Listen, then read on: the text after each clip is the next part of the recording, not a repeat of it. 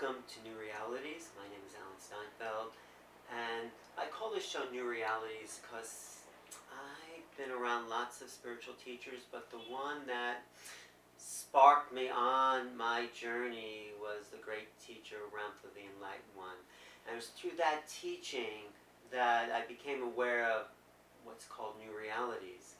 So tonight's guest is someone who's also a student of Ramtha, and she's compiled a beautiful book based on people's journeys to this teacher. And I'll tell my story and she'll tell her story. Her name is Dr. Renee Webb, and the book is called Journey to My Master Teacher. Thank you, Renee, for being here. Thank you for having me on the show, Alan.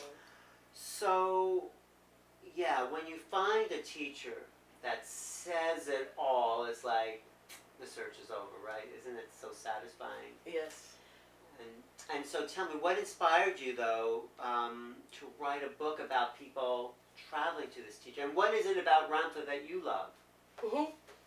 There's so much about Ramtha that I love.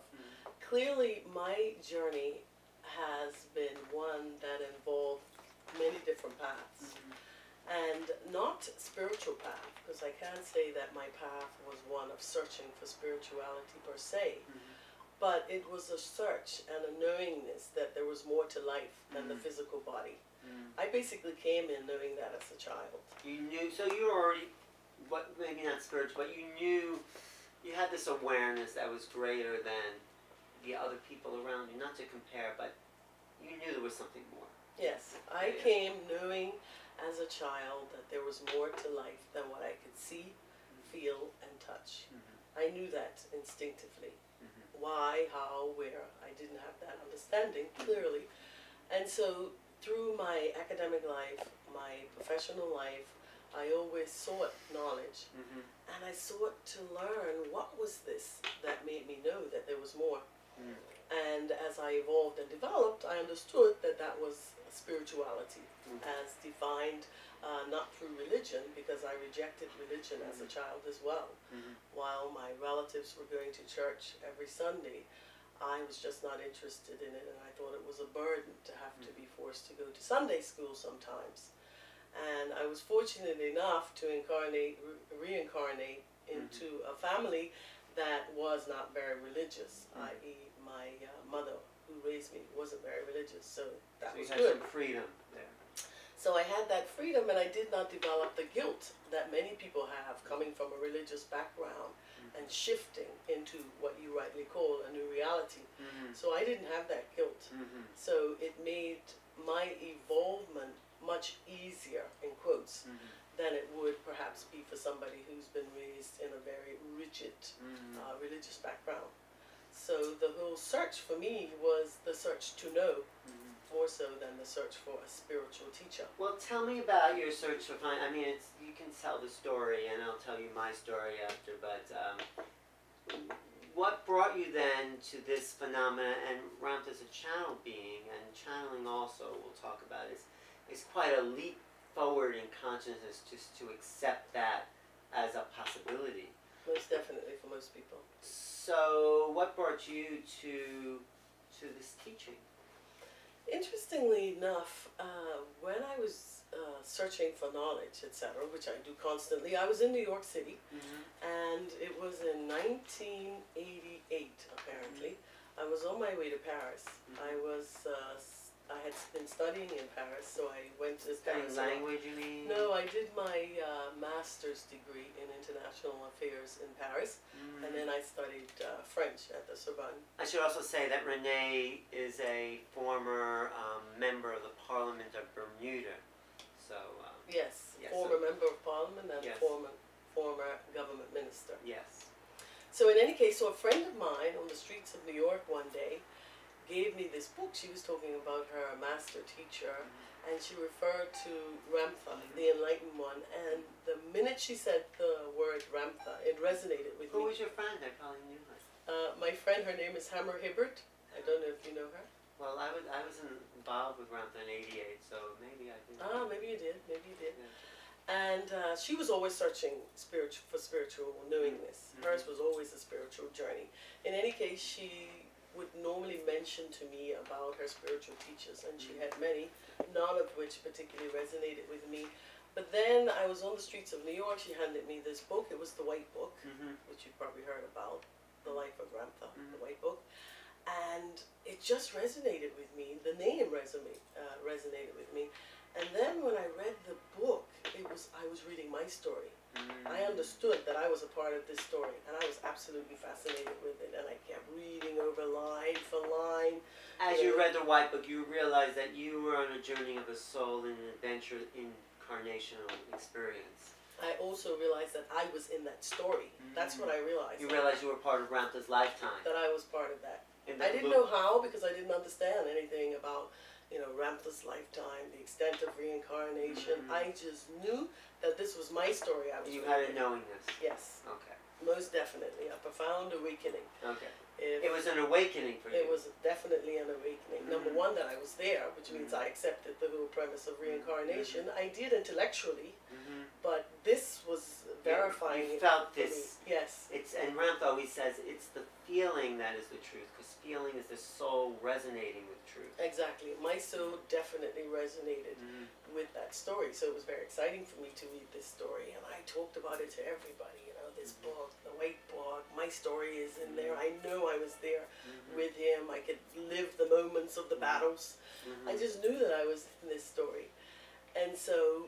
That was 88. That was 1988. Right. What I did between 1988 and probably about the next 5 years was I ordered all these Ramtha books. I found out about the school. I never went to the school. I got elected in Parliament in 1993.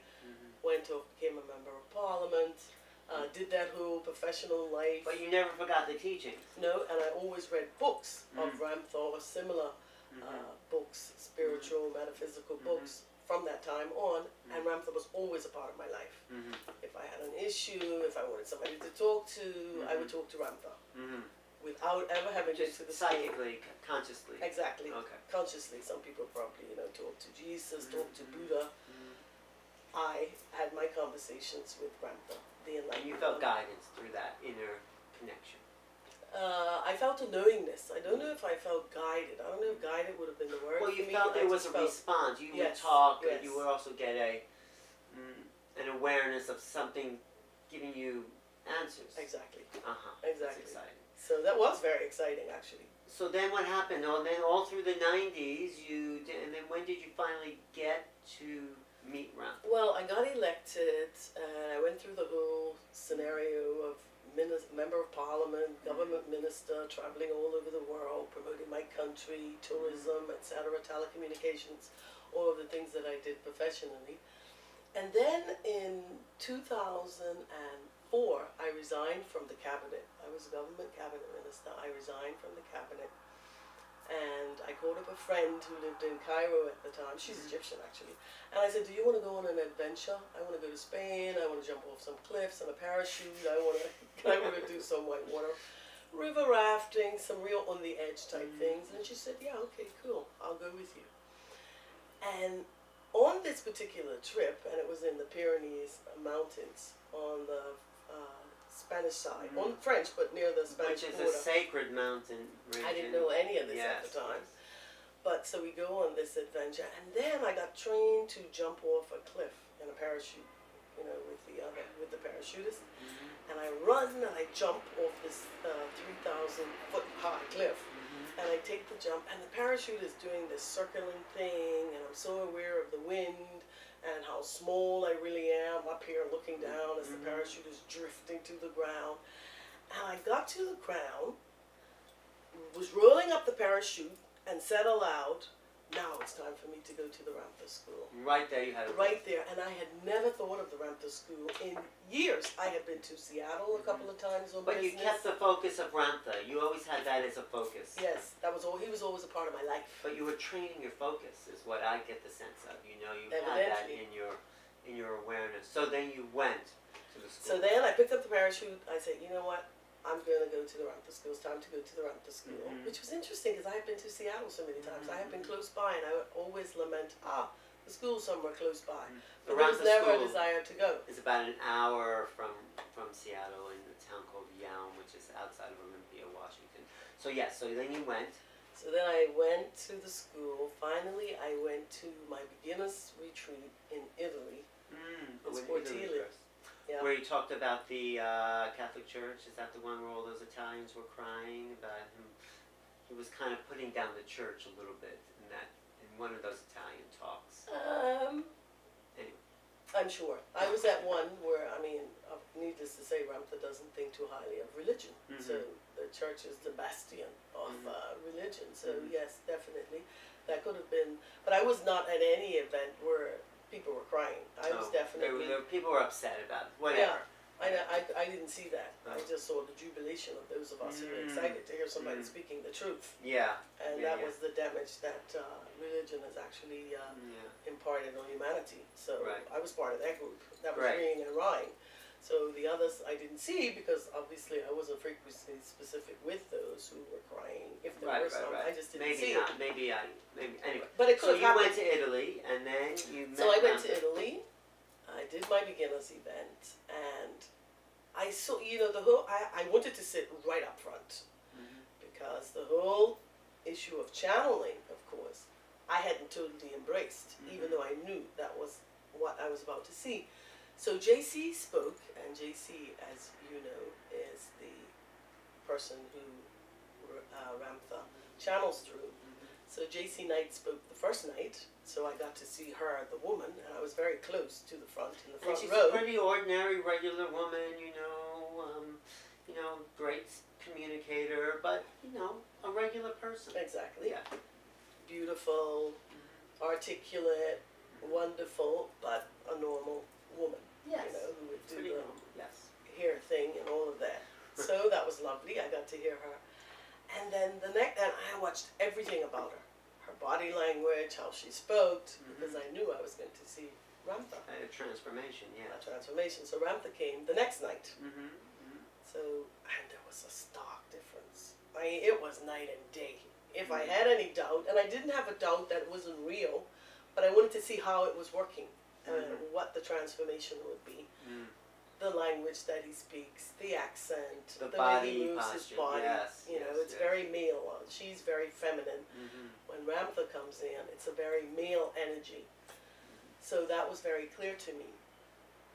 And of course, for anybody who is looking at going to Ramtha, the Enlightened One, whether it's hearing him speak or even going to the school, one of the things that is clear to me is that you're witnessing a miracle.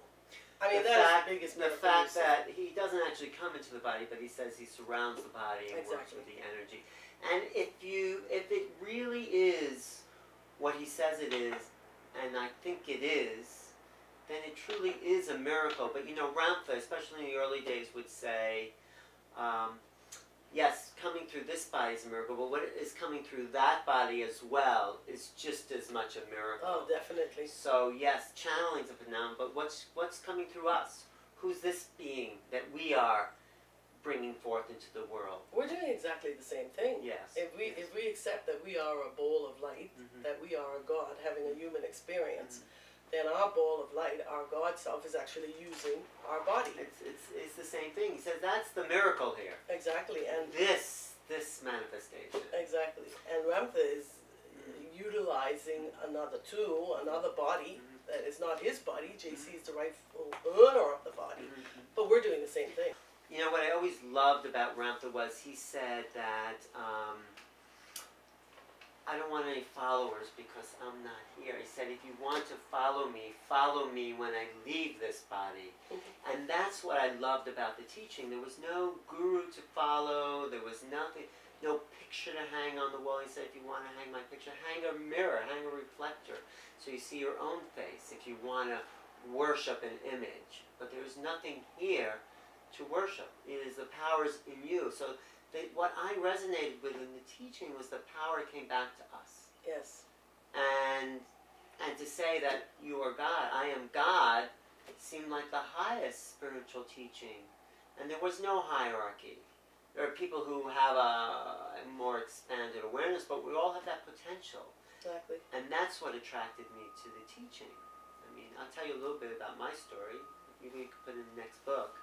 Was in 1979, you know, I was looking for a spiritual teacher, and you know, gurus were popular, but I didn't want anyone, like I said, I could follow. So my friend Bobby, who was a dwarf, was one of the early students of Ramtha in the dialogue days, and he asked Ramtha why he was a dwarf, and Ramtha said because you were a giant in a past lifetime and you wanted to see the world from a different point of view. So Bobby lent me this, I heard these tapes in 1979, this woman, those were like homemade tapes, everyone brought their own recorder to the dialogues, and I couldn't accept the idea of channeling. It was like, you know, because Bobby had these far out stories, the fact that a man from 35,000 years speaking through a woman was just too much for me in 1979. And it wasn't until 1981 when someone left some tapes for my roommate in my apartment that I put these tapes on. And Ramtha was saying on these tapes, so someone was asking questions, and this woman was saying that she had some skin condition, like blemishes or something, and she said she tried everything and she didn't know what to do. And Ramtha says to this woman, have you tried loving it? Have you tried loving your skin? And you can hear something click through that woman, also something clicked through to me about this is a teaching of love, really. And so I decided, okay, if I just accept the fact that it's possible that someone could be speaking through another being, then a whole door opened up to me when I considered what was possible. So that was a great leap forward, this idea of possibility. And then I went to my first dialogue in October of 1981, and Thomas Sharkey organized that, and Shirley MacLaine was in the audience. And it was like that early dialogue group there. But then he calls on me, and he says, what say you, beloved entity? And I look around, and he said, and he couldn't be talking to me. And I tell this story in my interview with Jay-Z, but then the whole room became misty. I felt like something came out of me and embraced something coming out of Jay-Z's body, and embraced there on this etheric level. And that opened the door to me seeing I was more than my physical body. And that was the start of my spiritual journey. Beautiful. Yeah. And then next talk I went to Boston, and that was when he gave the talk about the New Age, the 12 Days of Light. You ever heard that tape? It's an incredible tape about feelings. And then I often wondered what he'd be thinking, so there was like an audience there, and I came up to Ramtha, because he's sitting there waiting for the audience to begin. I said, oh, it's nice seeing you again. You know, and he just looked at me and smiled, and as I was walking back to my seat, I was thinking, well, what does he think when I say that? And as I was walking back to my seat, I passed this old guy, and this old guy says to me, oh, it's nice to see you again. And I said, oh, that's very nice. I'm a sweet person. And there was my answer. Because in that duplication, I got the thought of what it must be like for someone to say that. At least that's what I understood. For me, does that make sense? Yes, it makes perfect sense. It was right there, the immediate question and mirror. So Ramtha's always been a teacher that has led the way for me to expand reality. And that's why since 1981, I've been a part of these teachings. Beautiful. Yeah, and the school is great because the school is about self-mastery. Exactly. Yeah. Through the teachings that Ramtha gives us, through the disciplines that we engage in, it's about, as you rightly say, loving yourself, because that is so important. You know, the first book, before there was the white book, there was a book called Love Yourself into Life that was compiled. Do you know about that book? Yes. And that was then the white book was extracted from that book, Love Yourself into Life. And it's a teaching of love, deep down love for self, and then that's how mastery has begun. Yes. So in all these beautiful stories that you mention in these books, there is that kernel, that essence of someone recognizing their own greatness. What do you find that brings all these stories together? Well, it was interesting because I was so used to being busy as a minister that when I came to the Ramtha school, I said, oh, I have to be doing something. And then I'm focusing on what it is I'm going to do, and then the book happened to come down from the void, literally. And I said, oh, great, I'll compile stories, because I was always asking people, how did you find out about Ramtha? I was always so curious, because people come from all over the world. I mean, there are 55 countries represented in the Ramtha school. So you could be sitting next to somebody from Russia, somebody from South Africa, all over the world. And I was so curious how they actually found the Ram and what their journey was like. And I heard some fascinating stories, so I decided to compile a book. So the book is made up of information about the Ramtha school. It has a teaching on the initiate's journey to the master teacher, which is a Ramtha teaching. I think it was at that teaching. Well. That gave me chills hearing that talk. You know, what the initiate would go through, the hardships. Exactly. And then the 7 years of discipline and training to become the master. Exactly. So that is in the book. And then it's 32 stories of students from 20 countries and how we found Ramtha, what our journey was that took us to the Ramtha school. And it's really fascinating how diverse we are as humans. That's why saying that there is one destiny, your God self, and there are many paths. And the book highlights the paths of various people and how we found the Ram. And there's a story that will resonate, at least a story or a few stories that will resonate with anybody who's reading the book, because it's so diverse. And for me, you know, one of the greatest gifts that I have had in the Ramtha school, aside from learning more about myself and being in touch with myself and all the beautiful things that moved from Ramtha's philosophy to my experience and then becoming my truth, is I had an hour with the Ram. Just a private session. A private session, just him and I. And aside from the other person who was in the room who was recording the whole thing, so that I could listen to it time and time again. You know how it is. You miss so many things when you're really focused on the person in front of you. Sometimes I had a private with Ramtha too in 1982. Yeah. When they were doing privates. Yes. So you know what it's like. I mean, it is absolutely life-changing. What he can tell you about yourself, and but he gives you information so that you're going to seek out what it is you need to know. He doesn't say you need to do this, you need to do that. He simply points out to you some of the things that you need to hear, because everybody's private is different, because he bases it around you, and the fact that he can read you in 360 degrees is and backwards and forwards in lifetimes makes a big difference in terms of what you'll learn as a result. So the whole tenet of what Ramtha teaches, you know, the 4 tenets of the school, which is consciousness and energy creates the nature of reality, i.e. thought matters, conquer yourself, know that you are God. These are very important parts. What was the 4th one again? And the 4th one is make known the unknown. Make known the unknown. That's a thing that I always, that's sort of my mantra. How can I have a new experience exactly. and a new feeling? Because experiences can be the same, but it's the feeling that evolves the human spirit. And that's what the unknown is. It's the essence of feeling a new presence, a new sensation. That's the unknown. That's what the soul is here to record, the feeling of new experiences. Yes, the evolution of self. Yes. And of course, as you evolve, an experience that you might have had is not the same experience. Because you've actually brought a new wisdom to whatever it is you're learning as a consequence of the experience. That's right. And what was the other thing? So it's make known the unknown. Make known the unknown. Oh, right.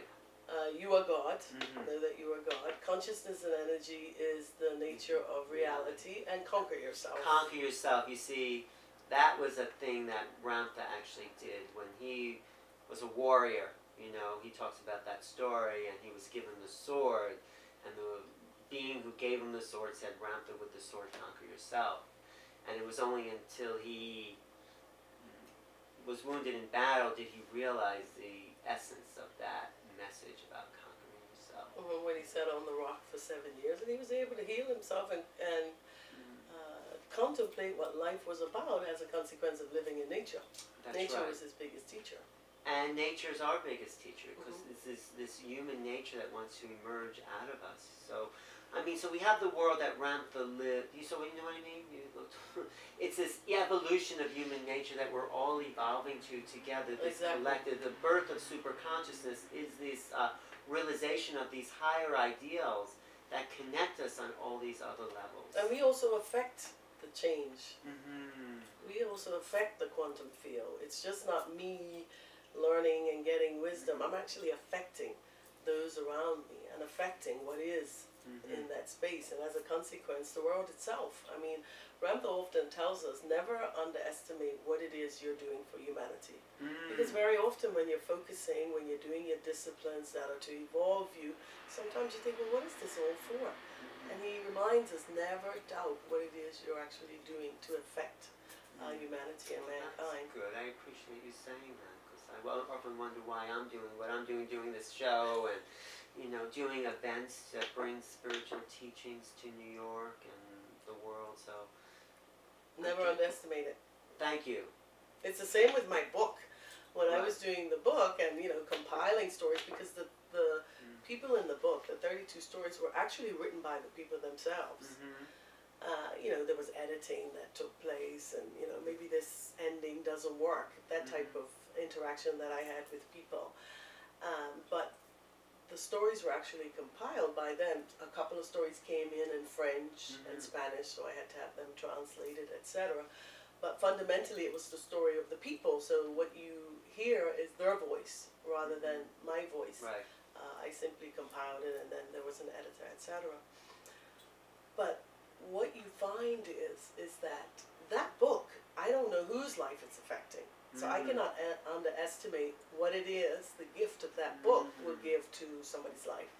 I met at the school recently a couple who had told me they came to the school as a consequence of reading my book, and they came from China. So for me, that was very exciting. It's not only exciting, but isn't it satisfying on a soul level to realize that your efforts can help uplift other people? Isn't that feeling Most definitely, because for me, that was the agenda.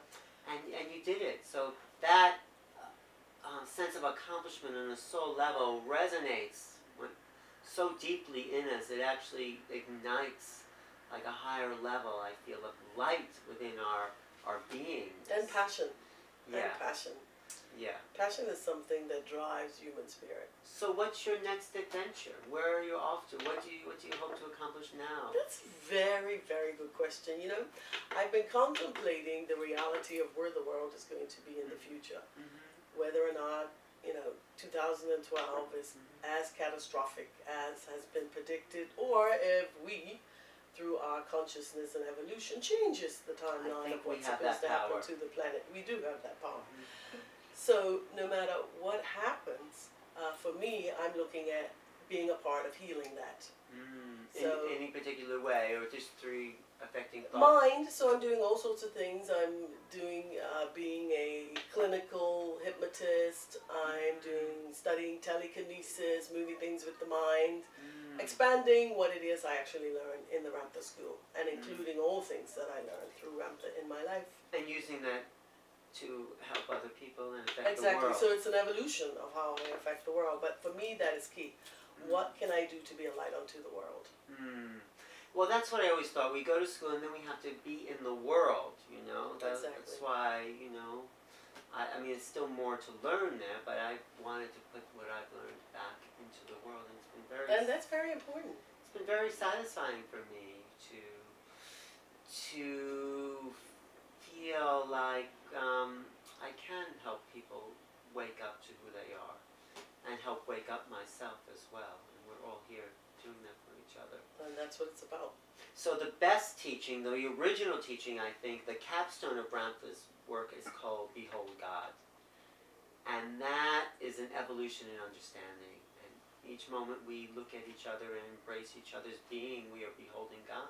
Yes. And of course, there are many teachers who have said it. I mean, Jesus said it. Know that ye are gods. It's recorded in the Bible.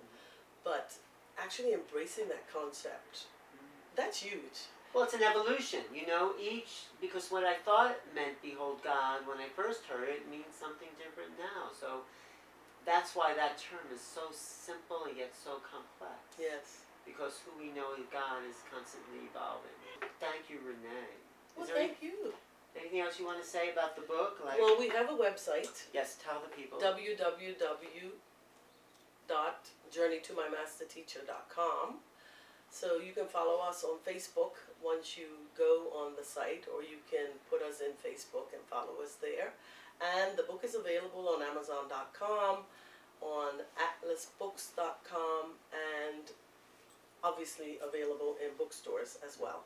Can I just ask you about the master teacher? I know Ramtha calls himself, but that, does that turn off other people who might think they have a master teacher? I mean, that term master teacher could polarize other people. I think it's personal. I can't take away from anybody else's master teacher.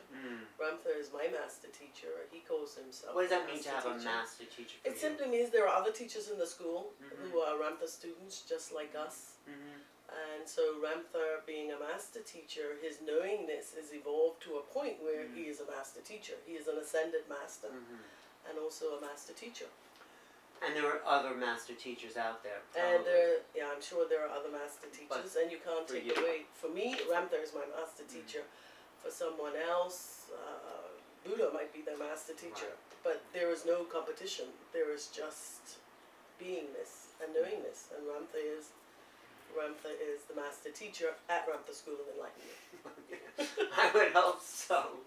Yes, there are other teachers there. And the whole idea of ascension, you know, that was big in the 80s when Ramtha talked about being an ascended being, and then everyone wanted to ascend, and Ramtha said, you all want to ascend, but you don't want to live.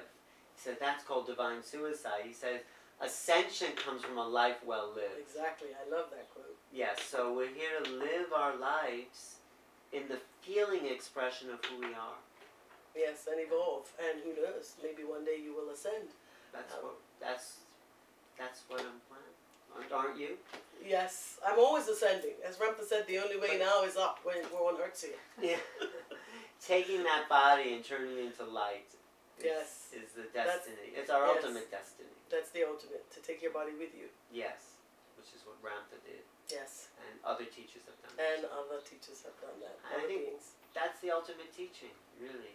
But it comes from a life well lived. Exactly. It's not about avoiding the world, which has been the problem with so much of this spirituality. Yes, you go and meditate in a cave for 6 months. They haven't allowed themselves to feel.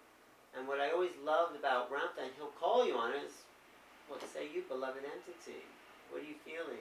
And you know, the beauty for me is how you know that your thought matters, and how you can create situations and realities instantaneously. I mean, you could be so aware of how you're affecting other people when you're consciously living it. But how do you see that manifesting? Because, you know, there are thoughts that you have, that you voice and you focus on, and eventually, after doing the disciplines, you know that consciousness creates reality. You know intellectually that thoughts matter. But how does that actually manifest in your life? And of course, it's about changing and seeing the change that has actually happened to you. I'll give you 2 recent examples. I have a friend, usually you can tell what it is you need to change and own about yourself by what pushes your buttons. What it is that really gets you up. Gets you.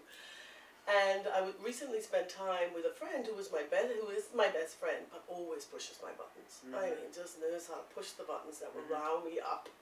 And I recently spent time with her. I hadn't seen her in about 6 months. And we spent a couple of days together. And at the end of the time we spent together, I thought, what were the buttons that she used to push? We had such a great time together. There was no button pushing. I'm sure she did and said the same things. But the buttons no longer existed for me. So that told me that I had changed, because I was consciously working on those things that I know get me riled up, being, you know, impatient, wanting to be right, having the need to always be right.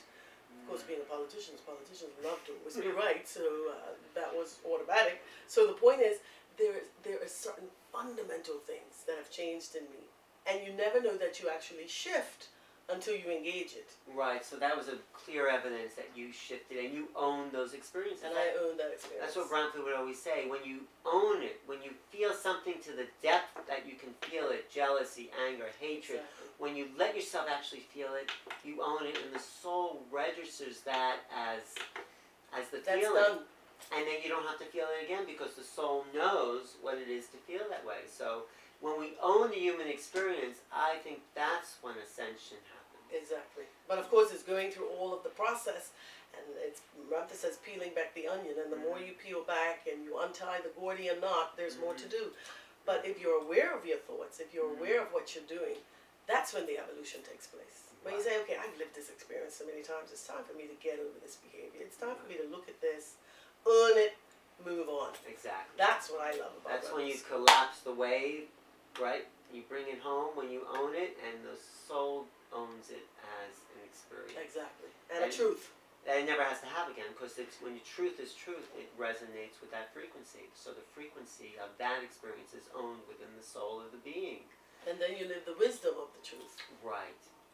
That's why it's important to go out into the world. You're never going to know who you really are if you just, do your disciplines, go out, put your light under in a cave somewhere, rather than going out into the world and helping to evolve it. Right, and relationships are about that too. It's the 100 monkey effect. Thank you, Renee, for putting these words of wisdom out to the world and not knowing who you might affect with your teachings. Thank you. I'm talking to Renee Webb in this beautiful book, The Journey to My Master Teacher, and it's online on Amazon, and on your website again is www.journeytomymasterteacher.com. Thank you. This is Alan Steinfeld for New Realities, a term actually I must have gotten from Ramtha from some talk somewhere. And if you want to reach me, email me at newrealities@earthlink.net and check my website, newrealities.com.